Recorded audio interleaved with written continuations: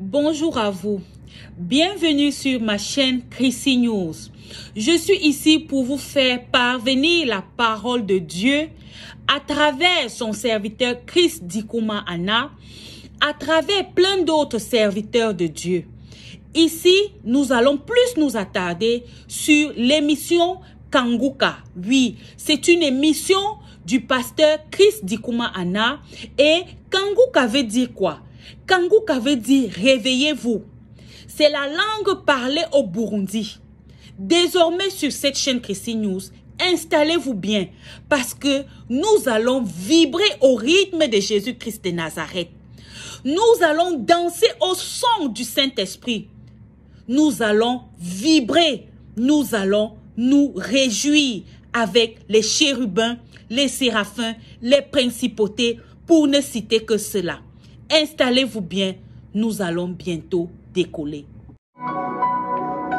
Bienvenue à tous, chers auditeurs de l'émission Kanguka. Mon nom est Chris Dikuma Anna. Aujourd'hui, nous sommes vendredi. J'aimerais encore une fois vous rappeler que cette vie sur cette terre a une fin. Ça paraît évident. Tout le monde sait que cette vie a une fin, mais c'est bien qu'on en parle. C'est très important qu'on en parle. Parce que si tu observes la façon dont beaucoup de gens se comportent, ils oublient qu'il y a une fin. Il y a ceux qui pensent qu'ils sont arrivés, qu'ils vont vivre éternellement sur cette terre. Mais cette vie a une fin. Et celui qui est conscient que cette vie a une fin, il se prépare en conséquence. Si tu sais que tu auras une fin et tu te prépares, celui qui a la sagesse prépare plus l'avenir après la mort que la vie sur cette terre. Beaucoup de gens se concentrent sur la vie sur cette terre, mais cette vie a une fin et il y aura une autre vie. Quand tu mourras, ça ne sera pas la fin. Je le répète, quand tu mourras, ça ne sera pas la fin. Ça sera plutôt le commencement de la vraie vie. Mais tout dépendra de là où tu iras. Est-ce que tu iras au ciel ou tu iras en enfer? Tu iras dans la gêne ou tu iras dans le paradis? Tout dépend de ta vie ici sur la terre. Pendant que tu es ici, tu prépares ta vie après la mort. Aujourd'hui, je veux qu'on lise dans Apocalypse chapitre 20, verset 12. Il est dit, et je vis les morts, les grands et les petits qui se tenaient devant le trône. Ici, l'apôtre Jean avait une vision de ce qui va se passer juste avant le jugement et après la vie sur cette terre. Dieu lui a montré les morts, les grands et les petits. C'est-à-dire ceux qui étaient grands, ceux qui étaient riches, les pauvres. Tout le monde se tenait devant le trône. Toi qui m'écoutes, tu vas te tenir devant le trône, que tu le veuilles ou pas. C'est ce que la parole de Dieu dit. Et les livres furent ouverts. Il y avait des livres qui étaient ouverts. Pourquoi ces livres? Qu'est-ce qui était dans ces livres? Parce que la parole de Dieu dit que les morts furent jugés selon les œuvres et d'après ce qui était écrit dans ce livre. Ici, c'est très important. C'est-à-dire que chacun de nous a un livre. Tout ce que tu fais ici sur la terre est enregistré au ciel dans ton livre. C'est-à-dire que tous les péchés que tu commets, c'est enregistré. Toutes les bonnes choses que tu fais, c'est enregistré. Si tu as tué des gens, c'est écrit dans ton livre. Si tu as avorté, c'est-à-dire que tu as tué des bébés, c'est écrit dans ton livre. Tu as commis la fornication, l'adultère, tout ce que tu as fait, bon ou mauvais, c'est écrit dans ton livre. Mais si vous lisez attentivement le verset 12, on ne parle pas seulement des livres, il est aussi dit qu'il y avait un autre livre qui fut ouvert. C'est-à-dire d'abord il y avait des livres et puis il y avait un autre livre qui fut ouvert, c'est lui qui est le livre de vie. C'est écrit au verset 12. Ça veut dire que ceux qui sont écrits dans ce livre de vie, ils ont été épargnés de l'enfer. C'est-à-dire que verset 15, il est dit, quiconque ne fut pas trouvé écrit dans le livre de vie fut jeté dans les temps de feu. Ça dit que pour être jeté dans les temps de feu, ça demande que tu ne sois pas dans le livre de la vie. Si tu n'es pas dans le livre de vie, tu vas être jeté dans les temps de feu. Ça, c'est écrit dans ta Bible. Et qu'est-ce qu'il faut pour ne pas être jeté dans les temps de feu? Il faut que tous les péchés qui sont écrits dans ton livre soient effacés. Si ce n'est pas effacé, tu seras jeté dans les temps de feu. Ça dit que même les morts, ceux qui sont déjà morts et qui n'étaient pas dans le livre de vie, ils vont être ressuscités pour être jugés. Chacun sera jugé. Toi qui m'écoutes, tu seras jugé. Mais si ton nom est trouvé dans le livre de vie, tu seras épargné. Voilà pourquoi je prêche tous les vendredis. Je veux que vous compreniez qu'il y a moyen d'être épargné. Il y a moyen d'avoir accès au paradis, à la vie éternelle. Vivre éternellement avec Jésus. Qu'est-ce qui est écrit dans ton livre? Tout ce que tu as fait, c'est écrit. Mais si tu veux que ce soit effacé, accepte Jésus. Viens à Jésus. Reconnais qu'il est ton Seigneur. Seigneur et ton Sauveur. Mets-toi à genoux et répands-toi. Appelle-le, qu'il soit ton Seigneur et ton Sauveur. À partir de ce moment, tout sera effacé. Tout ce que tu as fait comme fornication, pornographie, tous les péchés, ça sera effacé. Il y a ceux qui m'écoutent qui font de la fornication sur leur téléphone, avec des vidéos. Tout ça, tu le trouveras dans ton livre si tu ne te répands pas. Ce n'est pas encore trop tard. Maintenant que tu entends ça, appelle Jésus dans ta vie. À vous, vous qui avez commis des avortements, c'est-à-dire vous avez tué des bébés, vous avez arrêté des vies, peu importe le nombre d'avortements que tu as commis, si tu acceptes Jésus aujourd'hui, tu seras pardonné. Les hommes qui couchent avec les hommes, les femmes qui couchent avec les femmes, les filles qui couchent avec les filles, tout ça c'est décrit comme une abomination aux yeux de Dieu. Vous n'avez pas le droit de cohabiter ensemble comme mari et femme alors que vous n'êtes pas mariés officiellement. Si les familles ne sont pas d'accord, vous êtes dans le péché de fornication, et si tu meurs dans ce péché, tu te retrouveras dans les temps de feu, parce que ce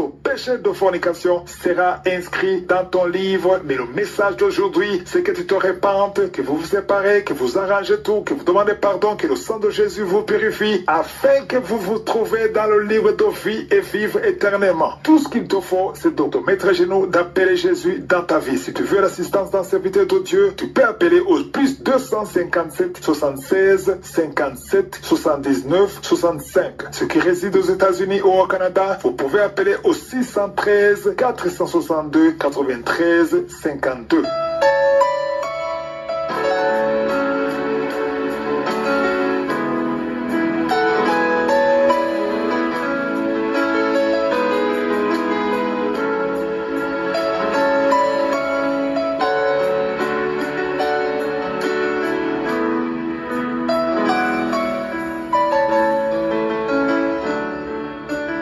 Nous sommes maintenant dans la deuxième partie. C'est le moment de l'enseignement et nous continuons avec l'enseignement que j'ai intitulé Le commerce des prophéties et des miracles, un enseignement que j'ai commencé lundi de la semaine dernière. Si vous êtes nouveau dans l'émission Kangoka, allez dans les archives et commencez à partir du 11 novembre. On a déjà vu beaucoup de choses et je vous rappelle qu'ici on ne parle pas des prophéties et des miracles seulement, on parle de tout don du Saint-Esprit. Si tu as le don du Saint-Esprit, la parole de Dieu te demande de donner gratuitement et ne pas exiger de l'argent avant d'exercer le don que Dieu t'a donné gratuitement. Je sais que certains d'entre vous ont beaucoup de questions, mais je vous demande d'être patient parce qu'on va parler un peu de tout. Il se pourrait que certaines des questions que tu as, tu auras la réponse au cours de l'enseignement. J'aimerais d'abord qu'on comprenne que tout don spirituel que tu as, tu l'as reçu gratuitement et tu dois le donner gratuitement. Cependant, je veux vous montrer que même si c'est lui qui a le donne gratuitement, la parole de Dieu nous montre que c'est lui qui reçoit le don est censé donner en retour quelque chose. Mais cela demande de la maturité spirituelle, parce que les bébés spirituels, ils veulent juste recevoir, ils se réjouissent de recevoir, mais ils ne pensent pas qu'il faut donner, parce que Dieu veut cette relation. C'est lui qui donne et c'est lui qui reçoit. C'est la volonté de Dieu et c'est ce que la parole de Dieu nous demande de faire. Et dans beaucoup d'églises, on a beaucoup enseigné sur comment offrir l'argent, offrir les biens matériels ou offrir l'argent. Mais peu de chrétiens ont été enseignés de comment offrir les dons qu'ils ont. Si tu as un don, tu es censé donner ce don. On n'offre pas seulement l'argent, on n'offre pas seulement le matériel, mais on offre également le don qu'on a reçu. Si Dieu t'a donné le don, tu es appelé à donner ce don. Il faut offrir ce don. Donc on n'offre pas seulement l'argent, mais on offre également le don qu'on a reçu. C'est ce que Jésus nous a enseigné dans la parabole où il nous parle d'un maître qui a abandonné la dette à son serviteur. Et le serviteur était content. Mais quand il a quitté le maître, il est allé exiger de l'argent à quelqu'un d'autre qui lui doit de l'argent. Si tu as reçu gratuitement, donne gratuitement. Je vous ai clairement expliqué que je vous le montrerai même la semaine prochaine qu'à travers ce don que tu as, Dieu peut utiliser ceux qui reçoivent ce don pour te bénir. Et ce n'est pas un péché et ce n'est pas contre la parole de Dieu. Si ton pasteur te bénit, le Saint-Esprit peut te pousser à le bénir et ce n'est pas contre la parole de Dieu. Mais comme je le dis, il n'y a que ceux qui sont mûrs spirituellement qui sentent la nécessité ou la responsabilité de donner un retour après avoir bénéficié du don du Saint-Esprit que Dieu a donné à quelqu'un d'autre. Si quelqu'un te bénit dans la parole de Dieu, dans la louange, dans l'église, si ton pasteur te bénit, si le Saint-Esprit te pousse à le bénir en retour, c'est un signe de maturité. Parce que les enfants spirituels ne donnent pas en retour, ils ne font que recevoir. Mais souvent, Dieu te fait passer un test pour voir réellement si tu veux donner gratuitement. Je vais vous donner un exemple. L'émission Kangoka a commencé en novembre 2015 jusqu'en 2018. Pendant une période de plus de 2 ans, il y avait très peu de gens qui me soutenaient dans l'émission Kangoka. C'est-à-dire que le ministère Kangoka dépendait des